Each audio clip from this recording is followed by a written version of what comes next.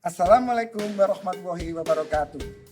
Perkenalkan, nama saya Dwi Dermawan, CKP Angkatan 259, kelas 259A Kabupaten Malang.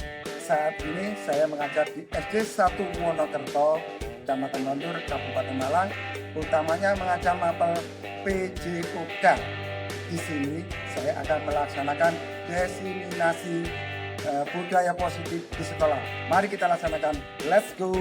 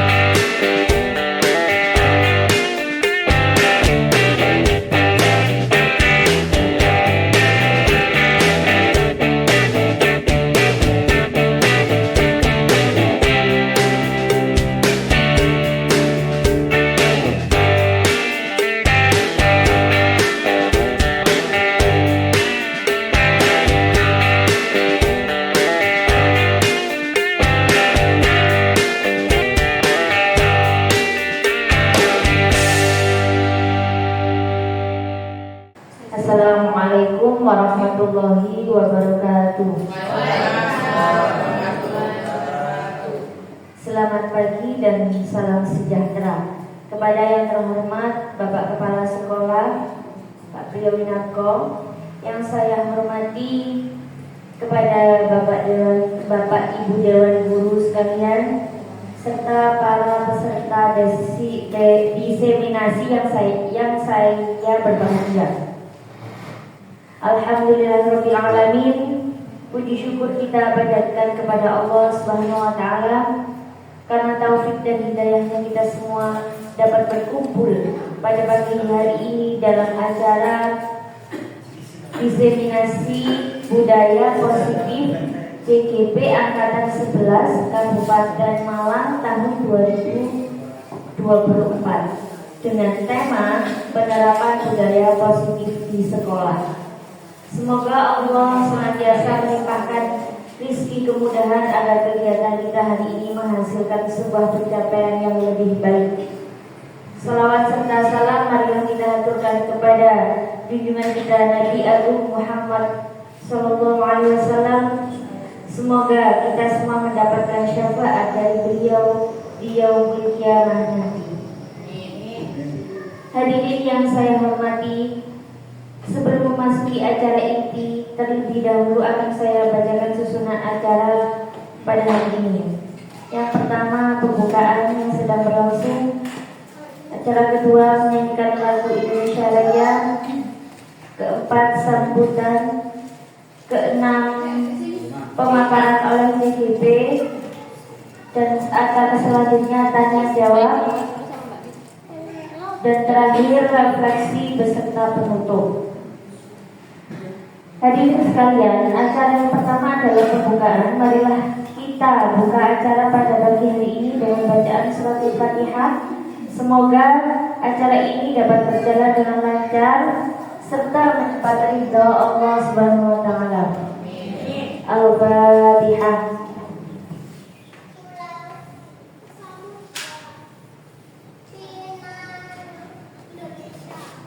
Terima kasih disampaikan. Acara selanjutnya yaitu menyanyikan lagu Indonesia Raya. Kepada petugas kami persilakan. Hadirin mohon berdiri.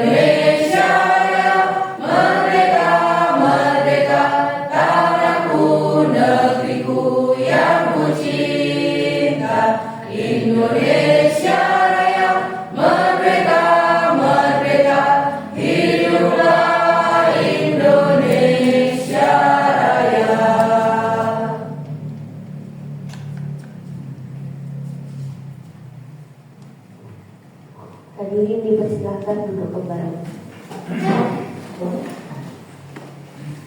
Acara selanjutnya adalah sambutan.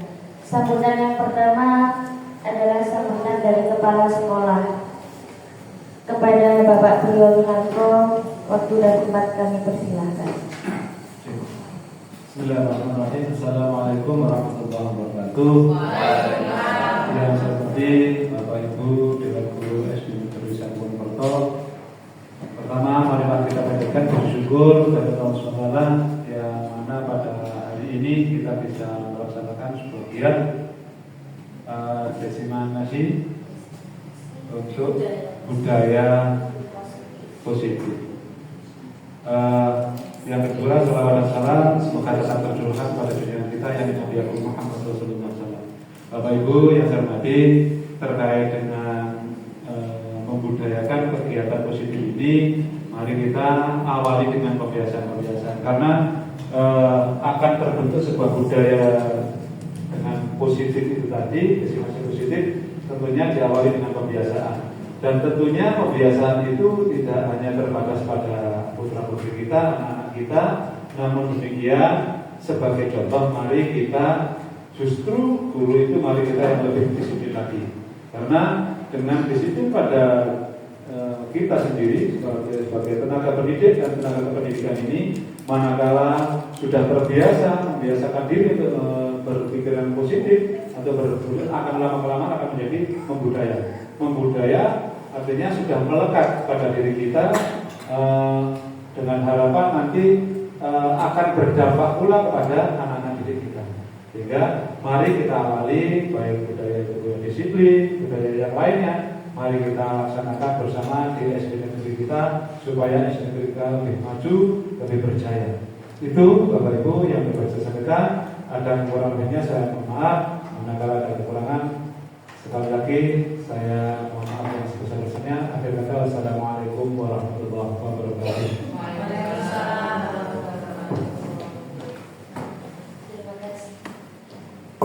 Terima kasih kepada Bapak Kiai. Sambutan yang kedua adalah sambutan dari perwakilan guru SD Negeri 1 Wonokerto kepada Bapak Grendawasono. Waktu dan tempat dipersilahkan.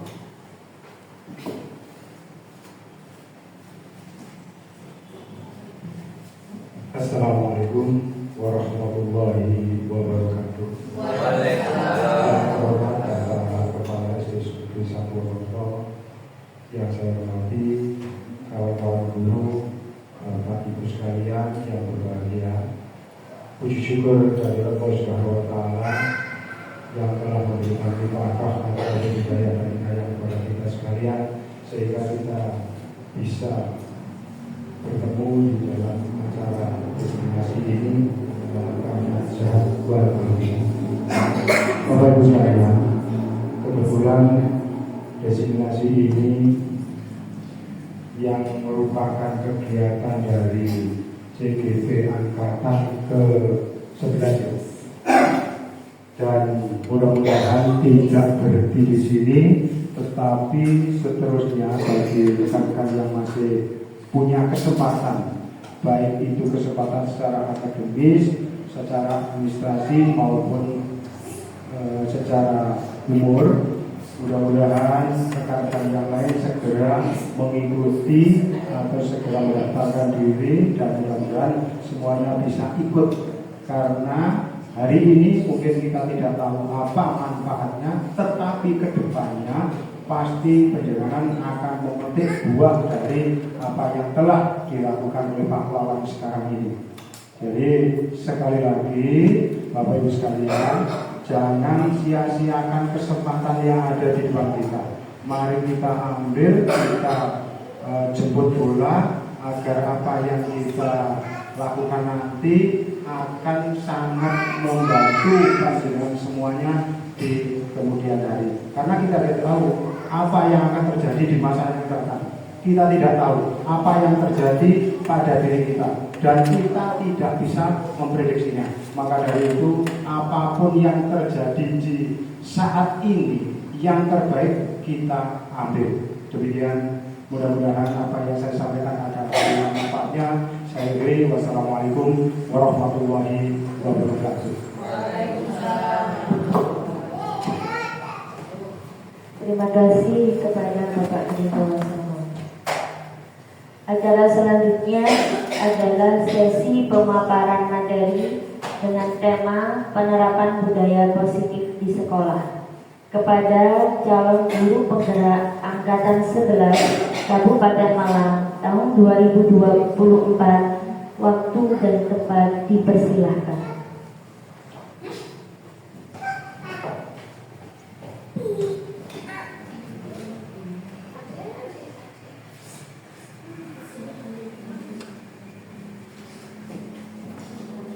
Assalamualaikum warahmatullahi wabarakatuh. Selamat siang, bapak-bapak, ibu-ibu. Di sini sebelumnya saya mohon izin pertama-tama yang terhormat Bapak Kepala Sekolah, Bapak Eko Priyowono, SPD MPD, dan yang saya hormati Bapak Ibu Guru SD Negeri 1 Wonokerto.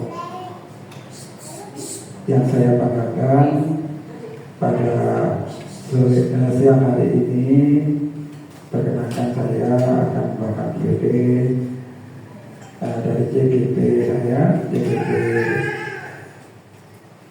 Angkatan 11 tahun 2024, kelas 259A. Pertama-tama mari kita panjatkan puji syukur kepada Allah SWT, yang mana pada siang hari ini kita semua dapat berkumpul, bertemu bertatap muka dalam keadaan sehat walafiat dengan hidayah Allah SWT, masih diberi rezeki, umur panjang, dan kesehatan. Untuk kedua kalinya, sholawat salam tetap terlimpah curahkan kehadiran Nabi besar Muhammad SAW, yang mana ajarannya telah menuntut kita semuanya menuju jalan yang terang, yang berupa ajarannya agama Islam yang telah membawa kita semua ke surganya.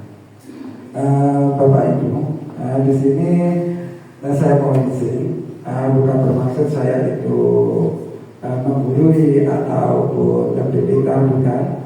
Di sini saya cuma dapat amanah dari apa yang saya dapat selama mengikuti program JGP Angkatan 11 ini. Nah, sedikit saja yang saya tuliskan bahwa di JGP Angkatan 11 ini ternyata tidak hanya yang usia muda-muda saja. Ya. Kemarin itu plottingnya bahkan ada dibuka yang di atas umur 51 tahun. Ya, itu. Sebelum saya kemari sedikit saja cerita ya. Itu bahkan kebanyakan dari pelosok ya. Dari pelosok-pelosok itu antusias sekali sudah mengikutinya. Nah, tapi dari yang saya dengar program JGP ini memang sudah menjadi agenda atau diprogramkan oleh pemerintah yang tujuannya nanti kembalinya ke PNM gitu ya. PNM. Ya, itu sudah jelas. Bedanya kadang-kadang yang sudah JGP untuk PNM-nya langsung upload sertifikatnya. Nah, itu memang kayaknya kita digiring ke situ, ke arahnya ke situ. Mungkin semuanya nanti itu akan sedikit-sedikit kita bicarakan itu. Tapi jangan khawatir, saya yakin teman-teman yang di SD 1 Wonokerto ini semuanya teman-teman yang hebat. Saya kira mampu semua, ya mampu. Saya kira mampu. Itu sudah panjenengan ujukan dari kerjasama kita selama ini, itu sudah terwujud. Ini itu sedikit yang saya dapat ikhlaskan untuk mengapresiasi JGP. Untuk selanjutnya di sini saya mau izin untuk membacakan PPT, namanya PPT ya cuma dibacakan. Nanti kalau ada tanya jawab yang sedikit-sedikit kalau saya bisa saya jawab, kalau tidak bisa kita sharing-sharing, istinya seperti itu. Ya Bapak Ibu, di sini menyebarkan pemahaman dan penerapan pengalaman budaya positif. Nah, tentunya sudah ada di pikiran panjenengan sendiri budaya positif. Positif artinya hal-hal yang baik. Nah di situ nanti positif itu nanti kita konsentrasinya pada nilai-nilai kebajikan kita. Nilai-nilai kebajikan kita. Nilai-nilai kebajikan kita itu apa? Contohnya seperti yang sudah lakukan, misalkan ada kata coba anak bersih-bersih, kata-kata bersih itu secara universalnya ya. Tapi kalau secara pribadi bersih pada diri sendiri, bersih di lingkungan seperti itu ya. Ataupun anak-anak disiplin ya, disiplin di sini itu secara universalnya. Nah, kalau sudah universal ini mau gak mau kita semua juga mengalaminya karena sudah universal, orang sudah mengakuinya ya. Gak mungkin kalau sudah universal bersih itu konotasinya yang lain, gak mungkin gitu. Tolong Pak Galang dibantu untuk selanjutnya.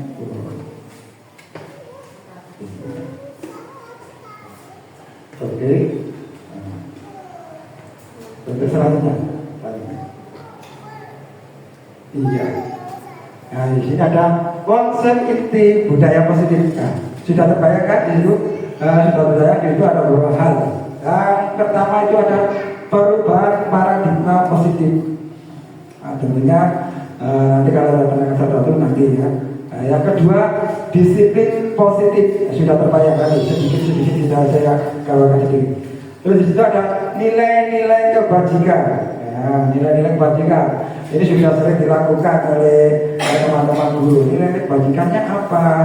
Ya, misalkan nilai kebajikannya datang lebih awal atau pagi. Ya, kebajikan kan? Itu kenapa kok kebajikan? Karena hal tersebut bukan karena perintah kita, sudah timbul dari dalam diri kita masing-masing.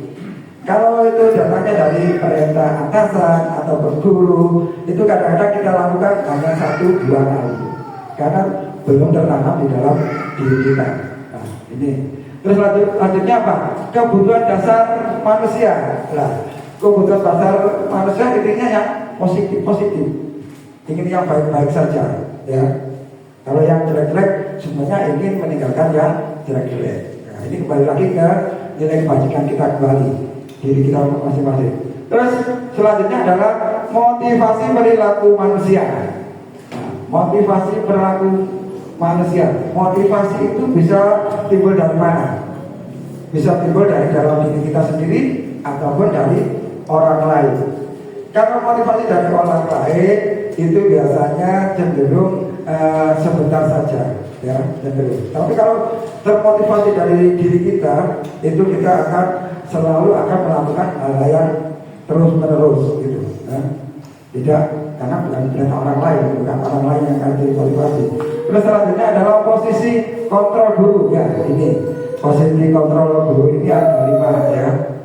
Di situ kalau tidak salah yang pertama itu ada sebagai penghukum, sebagai pembuat masalah bersalah, sebagai pemantau, terus ada sebagai manajerial. Ya.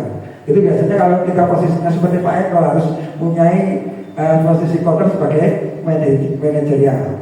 Kalau kita ya sudah sama mempunyai posisi kontrol bermanajerial terhadap siapa? Diri kita sendiri dan sama peserta didik kita. Intinya seperti itu. Terus membuat keyakinan kelas. Keyakinan kelas itu yang bagaimana? Sebenarnya keyakinan kelas ini turunannya dari peraturan, ya, peraturan. Terus ada kesepakatan kelas, ada keyakinan kelas. Nah, ini yang nomor paling tinggi adalah keyakinan kelas. Terus ada tadi kita buat kesepakatan kelas, dan terakhir peraturan. Kenapa sih kok yang keyakinan kelas itu paling tinggi? Karena peraturan biasanya dibuat oleh kita sendiri, ya. Anak masuk sudah ada peraturan kelas seperti ini. Anak-anak harus disiplin, harus bla bla bla bla bla bla gitu ya. Tapi kalau kesepakatan kelas yang di atasnya sedikit kesepakatan, kita buat kesepakatan dengan teman anak-anak. Ayo anak-anak kita bikin kesepakatan misalkan ya. Bagaimana? Coba kalau kita masuk kelas itu harus bagaimana? Datang lebih awal Bu Guru, Pak Guru, gitu kan? Itu buat kesepakatan. Nah, terus yang lainnya, misalkan kalau ruangannya kotor bagaimana? Kita bikin bersama-sama Bu Guru, misalkan seperti itu. Ataupun dibikin kelompok-kelompok pikir. Nah, kesepakatan seperti itu. Terus ataupun kalau datang terlambat, bagaimana? Dihukum, nah, itu. Terus ataupun begini, kalau di dalam kelas harus bagaimana? Saat belajar harus memperhatikan Bapak Ibu Guru di depan, gitu. Karena kenapa kok kesepakatan? Karena kesepakatan itu dibikin oleh guru dan murid. Nah, tapi kalau sudah menginjak keyakinan kelas, ini kita tidak bisa mengubah karena semua sudah terlibat, sudah merasa timbul dari dirinya yakin. Mas saya harus bersih, saya harus datang dari awal, bukan karena Pak Guru Bu Guru. Saya datang ke awal bukan karena Pak Eko, bukan karena yang lain atau mungkin di masyarakat, bukan. Seperti itu misalkan. Karena kita sudah punya keyakinan bahwa nantinya hal yang baik akan dicontoh oleh anak-anak, akan dicontoh oleh teman-teman, gitu.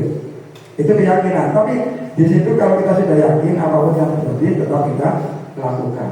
Kalau kita bisa jomono, karena kita sudah yakin. Gitu. Selanjutnya adalah segitiga restitusi. Mungkin ini hal baru ya. Ada yang tahu? Monggo. Apa segitiga restitusi? Ini adalah suatu gambaran. Segitiga restitusi itu adalah cara kita untuk menyelesaikan permasalahan yang ada di kelas ataupun di sekolah. Ya. Ada beberapa hal gitu ya, ada 3 nanti saya jelaskan nanti ada 3. Restitusi. Jadi di sini restitusi itu intinya kita menyelesaikan masalah, di situ masalah terselesaikan, tapi tidak menimbulkan anak atau siapa itu merasa tersudut. Intinya seperti itu. Dengan hal yang baik. Lain lagi, di sini termasuk kita terapkan nanti pada peraturan. Di peraturan kita kalau anak salah dihukum, ada komputasi hukum itu kan sudah dihukum. Tapi kalau kita pakai institusi, konotasinya kita melakukan pendekatan dulu, penstabilan identitas, terus ada nanti ambil tindakan, terus ada penyelesaian masalah di situ. Lanjut bagaimana? Masih banyak. Oke. Ya, di sini ada pembelajaran dengan paradigma baru. Apa sih? Nah, ini pembelajaran dengan paradigma baru merupakan pembelajaran yang dirancang berdasarkan prinsip pembelajaran berdiferensiasi. Ya, ini Bapak sudah dengar ini semuanya pasti, ya. Yang dikelompok-kelompokkan seperti itu. Nah, sehingga peserta didik belajar sesuai dengan kebutuhan berdasarkan tahap perkembangan sesuai teori psikologi modern untuk mewujudkan profil pelajar Pancasila. Nah, ini sedikit cerita. Pada saat saya lokal pertama, kebetulan saya ini dikelompokkan dengan kelompok yang berbeda. Tiap lokal dikelompokkan dengan orang yang berbeda. Kebetulan saya di situ ketemu dengan PP. PP itu pengajarnya di SLB. Nah, kebetulan dia paham seperti ini, pembelajaran berdiferensiasi. Tentunya kalau SLB itu kan anaknya macam-macam ya. Ada yang tunarungu, tunanetra, ada yang lainnya, ataupun ada yang pokoknya yang berkebutuhan khusus. Nah, di situ saya tanya, boleh menyimak dari tema, tanya. Terus bagaimana ibu cara melaksanakan pembelajarannya kalau dikelompok-kelompokkan? Padahal anak seperti itu sulit sekali. Karena di sini kayak bola saya selalu menyambut seperti balisa ya. Sekarang kelas 5 berkesan. Pelajaran di situ begini Pak, memang sama ada kurikulumnya sama ada. Jadi satu guru itu pegang 8 anak siswa, tapi dengan kebutuhan khusus yang berbeda-beda enggak. Misalkan tunarungu enggak. Terus saya tanya, bagaimana cara mengajarnya?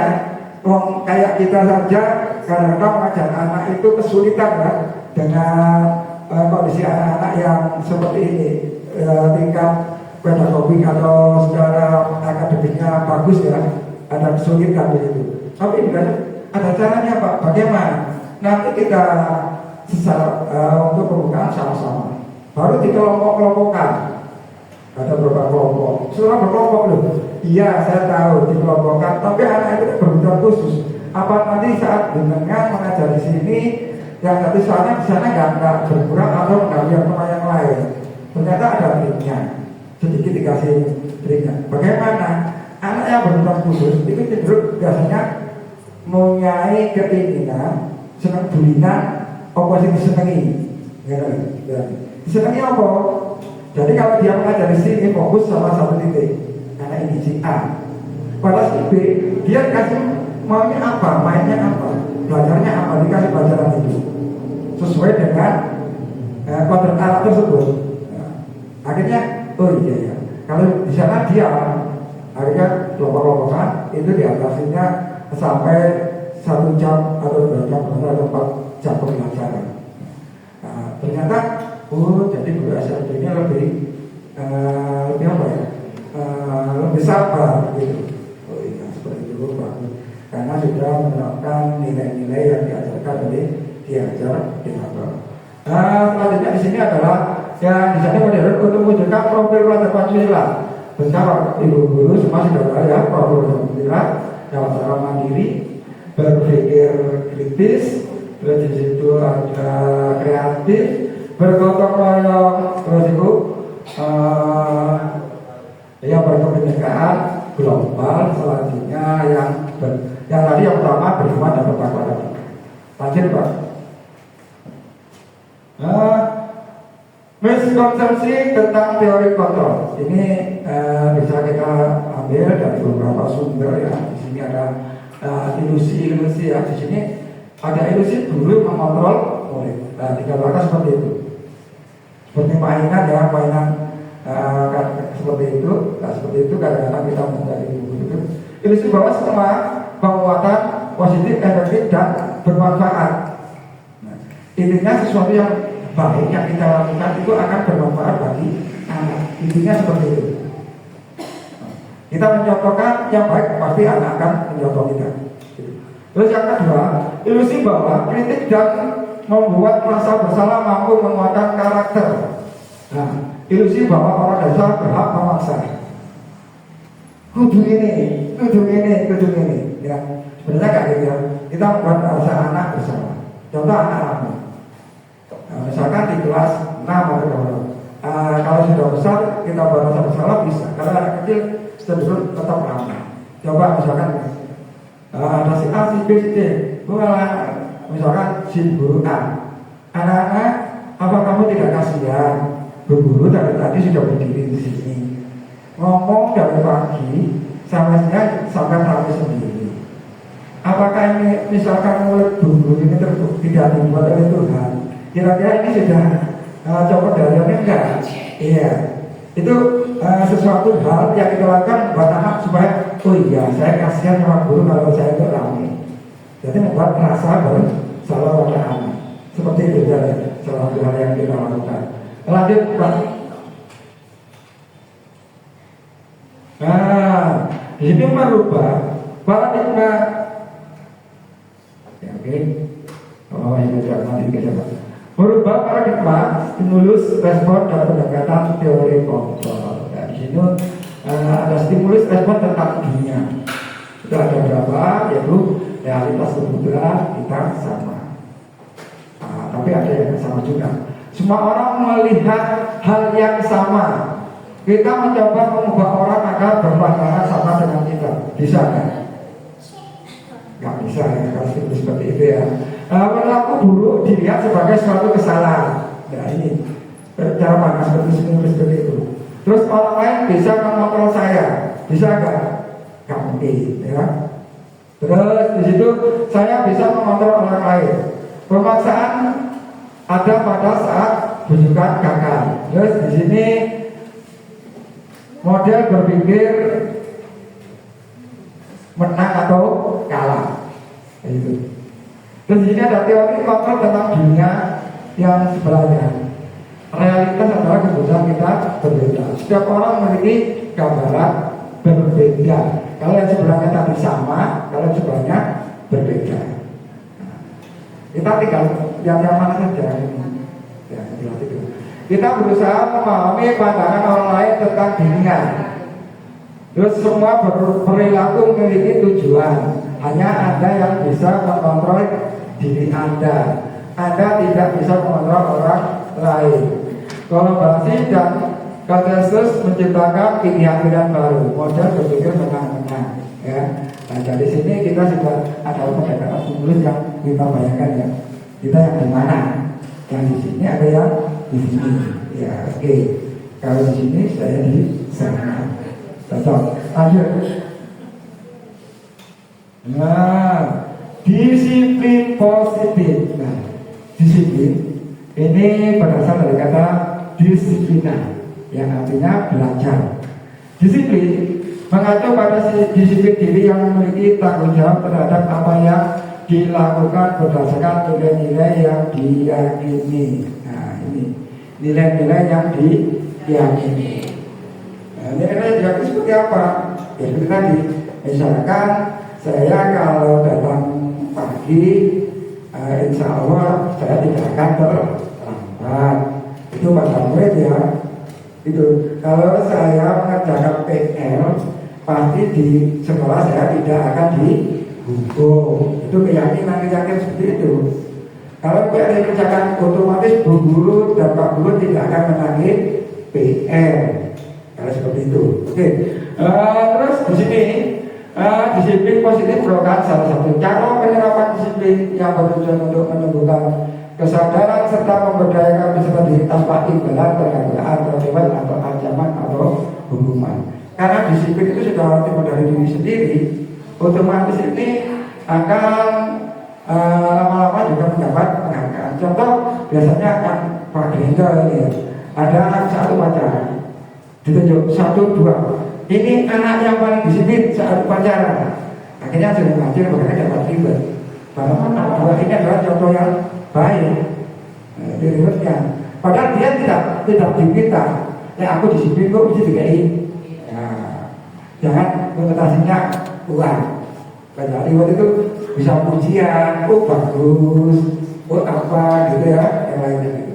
Terus sebagai pendidik, nah tujuan kita adalah menciptakan peserta didik yang memiliki disiplin diri sehingga mereka berperilaku mengajak pada nilai-nilai kebajikan universal dan memiliki motivasi intrinsik dalam berubah perilaku ke arah yang lebih baik. Nah, di sini adalah nilai-nilai kebajikan universal tadi.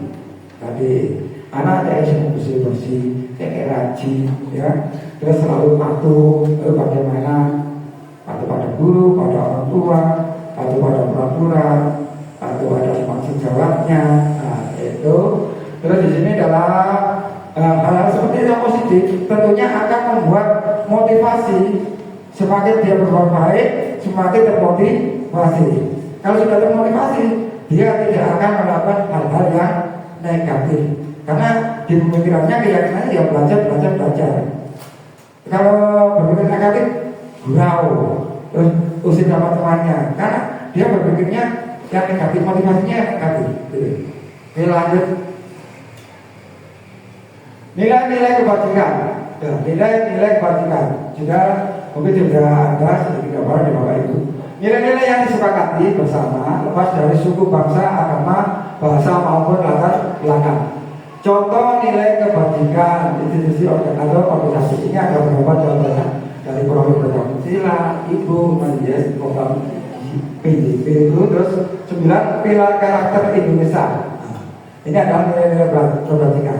Yang sering kita dengar adalah yang profil pelajar Pancasila, beriman bertakwa kepada Tuhan Yang Maha Esa dan berakhlak mulia, berkebinekaan global, kritis, kreatif, gotong royong. Nah, di sini semuanya ada nilai-nilai kebajikannya. Beriman. Kalau beriman tidak timbul dari keyakinan diri kita, apapun misalkan sholat pasti dioprak gitu. Misalkan di situ ada yang berakhlak mulia, bagaimana berakhlak mulia? Contoh, sering menolong orang lain kan ya berakhlak mulia. Jadi kalau ada temannya jatuh langsung ditolong seperti itu. Terus berkebinekaan global, ini di sekolah saling kerjasama, ya. Terus ada pembelajaran yang di situ saling kolaborasi dalam arti apa? Kolaborasi antar siswa. Belajar bersama teman sebaya. Tuh. Terus yang dari ibu ada toleransi, rasa hormat, integritas mandiri, menghargai, antusias, empati, keinginan, komitmen, kreativitas, kerjasama. Intinya hampir sama, ya. Di sini cuma dibolak-balik saja. Empati, keinginan, ya. Empati. Ada teman kita yang kesusahan, kita seperti Pak Ibu lakukan. Ayo, bulan dekono. Pak nanti lah dengan kita sama bareng-bareng. Ada teman kita yang dapat rezeki baru, dapat putra baru, kita juga sama-sama. Karena kita rasa empati kita, keluarga kita yang tinggi itu. Terus ada yang 9 pilar, cinta Tuhan dan segenap ciptaannya. Nah ini. Terus kemandirian dan tanggung jawab, cinta Tuhan dan segenap ciptaannya. Ini Pak dalam mungkin sudah paham betul di sini. Ya. Kemandirian dan tanggung jawab, kejujuran, amanah, diplomatis, hormat dan santun, dermawan, suka menolong dan gotong royong, percaya diri, kreatif dan pekerja keras, kepemimpinan dan keadilan. Nah, itu ya, hampir sama semuanya. Lanjut.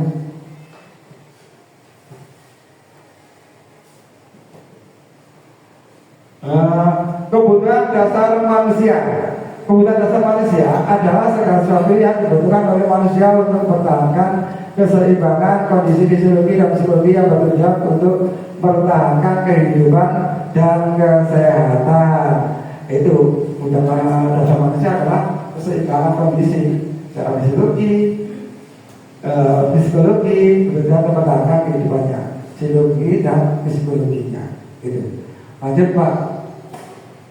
5 kebutuhan dasar manusia menurut Dr. William Fraser. Ada penguasaan, kasih sayang dan rasa, diterima, bertahan hidup, kesenangan, kebebasan. Biasanya kalau kita di masyarakat itu ada kasih sayang dan rasa untuk diterima pada suatu koloni. Kalau kita diambil habis, ya malah itu jadi blok-blokan. Terus ada kebebasan. Kebebasan intinya kita tidak diatur-atur ya. Diatur dalam hal yang terlalu ke individu. Lanjut kan? Motivasi perilaku manusia. Yang satu untuk menghindari ketidaknyamanan atau hukuman. Terus untuk mendapatkan imbalan atau penghargaan dari orang lain. Untuk menjadi orang yang mereka inginkan dan menghargai diri sendiri dengan nilai-nilai yang mereka percaya. Nah ini ada 3 dapat motivasi untuk menghindari ketidaknyamanan atau hukuman.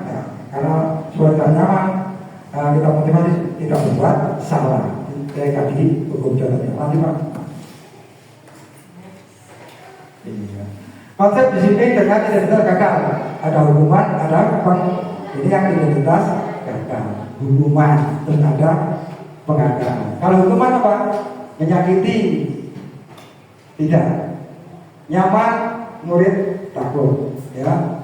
Terus memaksa, murid menyebutkan kesalahan, murid menjadi rendah diri. Karena ada hukuman seperti itu. Terus ini kayak gagal.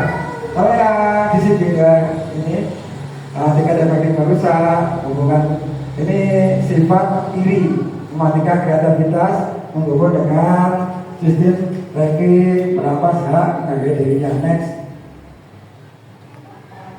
Konsep disiplin sukses dengan identitas, konsekuensi dan restitusi. Kalau konsekuensi pembatasan jangka pendek, bermonitoring, berkelanjutan, stimulus atau respon. Murid menghormati peraturan, kehilangan waktu untuk memenuhi kesalahan. Restitusi, murid bertanggung jawab untuk perilakunya fokus pada pemecahan masalah jangka panjang. Murid memperbaiki dirinya dan orang lain. Teori kontrol dirinya memegang kontrol. Murid bersemangat memperbaiki kesalahan. Next.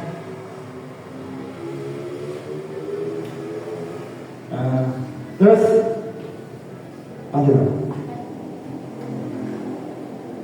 Perbedaan, contoh kasus siswa sering tidak mengecam PR. Hukuman, konsekuensi, resolusi. Kalau hukuman, guru menghukum siswa tersebut. Hormat bendera, sama seperti guru marah dan terus yang konsekuensi, guru memberikan konsekuensi untuk mengerjakan PR-nya. Saat istirahat atau dikerjakan sebanyak 3 kali lipat. Guru tegas dan siswa menghormati peraturan. Restitusi, guru menanyakan mengenai keyakinan kelas dirinya. Kenapa tidak mengerjakan PR? Gitu. Tanyakan. Iya Pak, tadi malam ketiduran. Ya berarti apakah yang keyakinan kamu harus mengerjakan Pak 2 kali? Jadi kita nggak hukum karena sudah keyakinannya anak itu sendiri. Terus membantu siswa menyelesaikan. Lanjut. Posisi kontrol. Prostitusi. Nah ini posisi kontrol. Nah ini kita ada posisi mana di sini? Ada penghukum, membuat rasa bersalah sebagai teman, pemantau, manajer. Kita tinggal di mana? Kalau penghukum ya kita di mana? Di olahraga biasanya. Di olahraga. Kenapa tidak melakukan olahraga? Lupa Pak? Ya hari 10 kali. Ya itu. Ya lanjut. Contoh penerapan psikologi kontrol. Siswa tidak memakai atribut lengkap saat baca bendera sebagai penghukum. mematuhi aturan sekolah lalu berdiri di depan barisan. Sebagai pemantau, kamu sudah melanggar apa peraturan dan konsekuensinya. Sebagai teman, ayo yang tertib buat guru bangga kali ini tidak apa-apa, kamu salah. Membuat rasa bersalah, berapa kali bu guru harus beritahu kamu, bu guru kecewa sama kamu. Terus manajer, apakah kamu tahu kesalahanmu? Nah, itu kira-kira bagaimana kamu akan berbagi kesalahan sebagai manajer seperti itu. Lain dengan tadi hukum, langsung ambil di sekolah, sambil di depan barisan, langsung dihukum. Nah, lanjut. Nah, keyakinan kelas. Mengapa keyakinan kelas? Mengapa tidak peraturan kelas saja?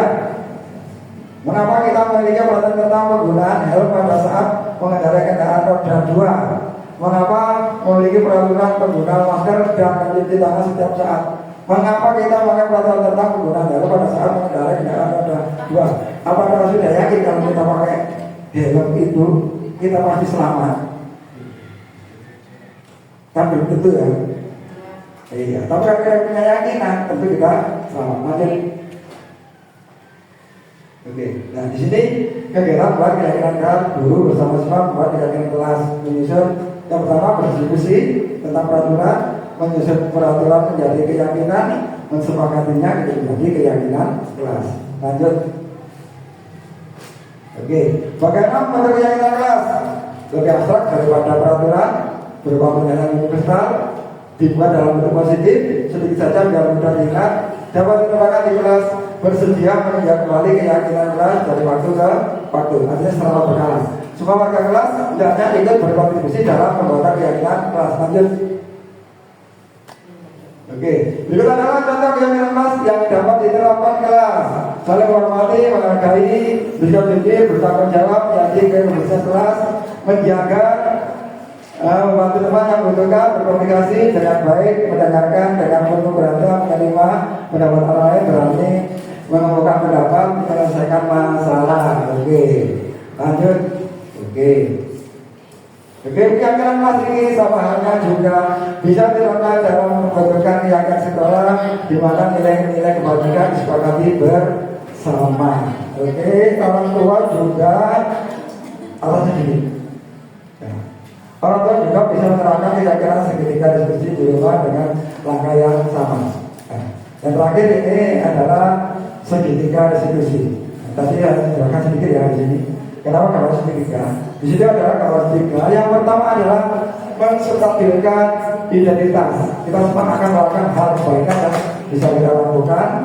Yang kedua adalah validasi tindakan yang salah. Semua berlaku memiliki alasan menanyakan keyakinan kita di keyakinan. Jadi dalam penyelesaian masalah itu ada 3 hal, yaitu yang pertama di segitiga adalah menstabilkan identitas, memvalidasi tindakan yang salah, menanyakan keyakinan. Contoh, kalau kita menstabilkan identitas, tidak perlu anak-anak tiba-tiba yang salah kita hukum, ya kita hukum. Misalkan contohnya ini, ya misalkan si A, kenapa kamu buat itu? Ya saya seperti ini Pak.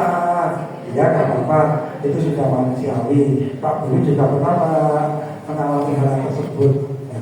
Jadi setelah anak-anak tenang, sudah misalkan dipanggil mau, baru kita identifikasi atau validasi hal tindakan. Setelah itu kita menegakkan keyakinan untuk menyelesaikan masalah.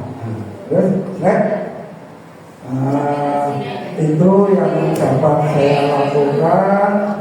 PPT yang saya bacakan tadi. Dari PPT yang saya bacakan tadi ada pertanyaan Bapak Ibu? Pertanyaan? Cukup? Cukup. Kalau sudah cukup, saya minta dari salah satu teman kita untuk membacakan refleksi yang PPT yang saya bacakan tadi. Tolong direfleksi jawabannya, pertanyaannya. Berita,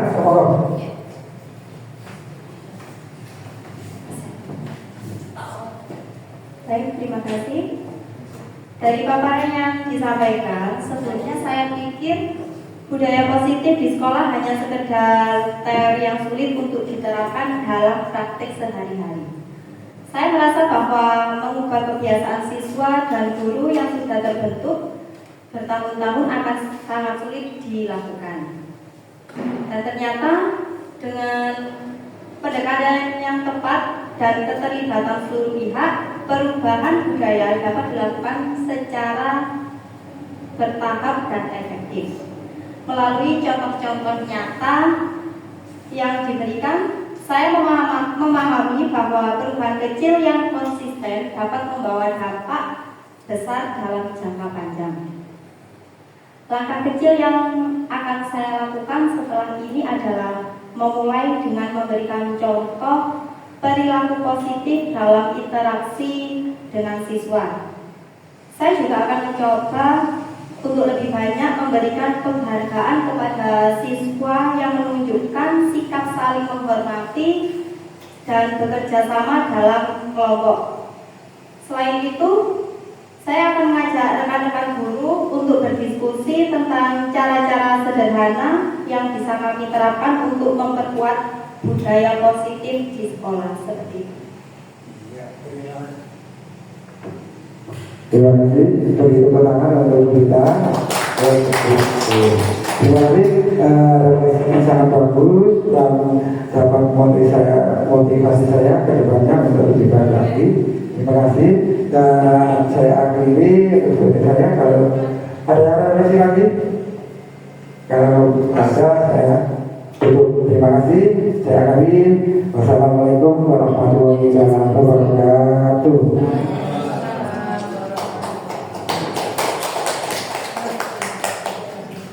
Terima kasih kepada Pak Oman selaku calon guru yang 11 atas ilmu yang diberikan tadi.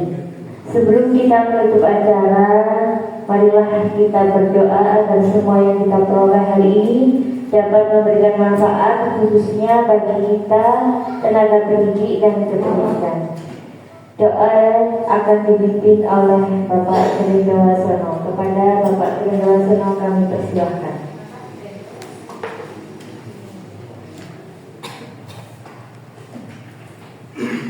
A'udzubillahi minasyaitonirrajim. Bismillahirrahmanirrahim.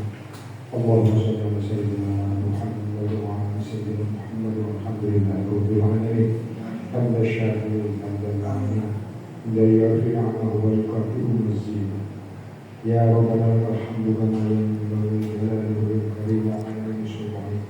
Allahumma shalli wa sallim ala sayyidina Muhammadin salatan tunjina biha min jami'i ahwali al-akhirah wa taqaddina biha jami'al hajat wa tutahhirna biha min jami'i sayyi'at wa tarfa'una biha ila al-a'la darajat wa tuballighuna rasulullah min jami'i khairat wa al-mahat. Allahumma ighfir lana dhunubana ولوالدينا وارحمنا كما ربيانا صغيرا. اللهم اجعلنا واولادنا وذرياتنا وتلاميذنا من اهل العلم واهل الخير والتقى والاستقامه وليجعلنا الله من اهل الجهل والخير انك على كل شيء قدير. ربنا اتنا في الدنيا حسنه وفي الاخره حسنه وقنا عذاب النار. ربنا اغفر لنا ذنوبنا وكفر عنا سيئاتنا وتوفنا ربنا تقبل منا انك انت السميع العليم وتب علينا انك انت التواب الرحيم. وصلى الله على سيدنا محمد وعلى اله وصحبه وبارك وسلم. سبحان ربك رب العزه عما يصفون والسلام على المرسلين والحمد لله رب العالمين. السلام عليكم ورحمه الله وبركاته. Terima kasih. Demikian acara diseminasi budaya positif hari ini.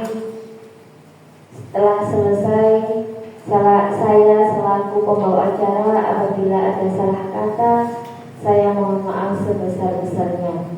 Billahi taufiq wal hidayah. Wassalamualaikum warahmatullahi wabarakatuh.